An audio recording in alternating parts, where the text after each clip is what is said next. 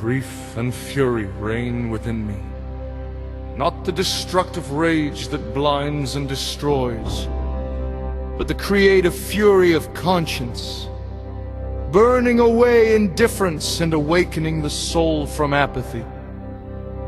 Today, we witness Bulgaria, the Bulgaria woven from the blood and memory of its heroes, slowly, agonizingly dying, not under foreign siege, not in alien servitude, but from within, by its own children, sold to illusions, to power, to hollow ideologies.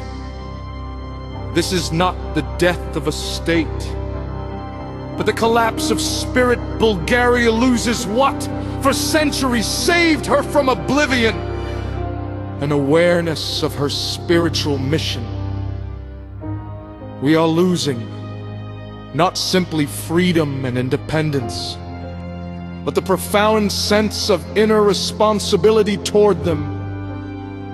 We lose identity, culture, language, dignity. All those values our poets, artists, and enlighteners once turned into temples of the Bulgarian heart. Yet, hasn't the time come to say enough? To cast off our voluntary slavery to mediocrity. The real enemy is no longer outside. It is the indifference that kills from within. There is no surer way to lose our homeland than to cease feeling it as a living being, as fate, as responsibility. I am a man of Libra, marked by that, wavering between peace and justice, between patience and resistance. For a long time I believed compromise was the path of wisdom. But years have taught me there are moments when compromise becomes complicity. There are times when silence is no longer a virtue but a guilt. Sometimes one is worn down not by the struggle, but by the senselessness of what one battles against. To live in a society where lying becomes the norm and honesty a rarity requires not just will but spiritual courage. To remain true to oneself today is akin to heroism. And I, as an heir of anti-communist legacy, as the son of a nation repeatedly deceived and robbed, will keep standing while I breathe, while my words hold weight, while I am not erased by my own conscience. There come moments in life when words are no longer enough. What remains is the silence of truth, a silence not of fear, but of limits. Sometimes it speaks louder than any speech, like a blank page in the book of existence, waiting to be filled with faith, memory, and pain. There live all those who've ever believed spiritual labor is stronger than political vanity. Among us, there are still people who see beyond the visible, awakening souls without medals, thinkers with no stage. They do not speak loudly, knowing real words do not shout but enlighten. To understand such people is difficult.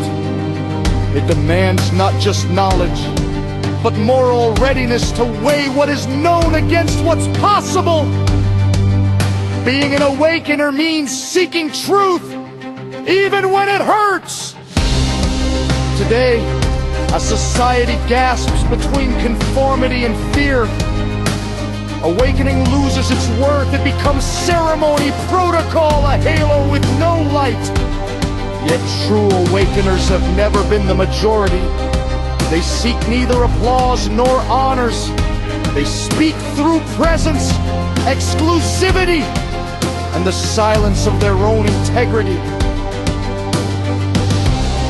Awakening is not a privilege. It is a destiny marked by pain and service. It is measured not by awards, but by sacrificing that inner light which burns without consuming. In this sense, it is better to stand in the shadow of honesty than in the spotlight of counterfeit glory.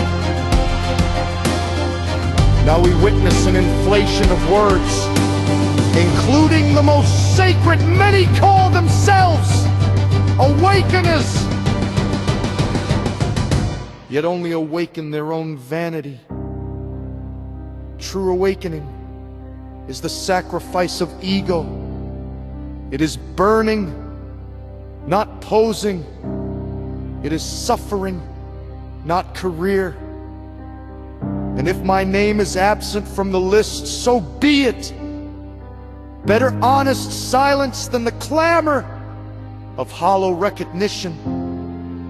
The word remains humankind's greatest weapon.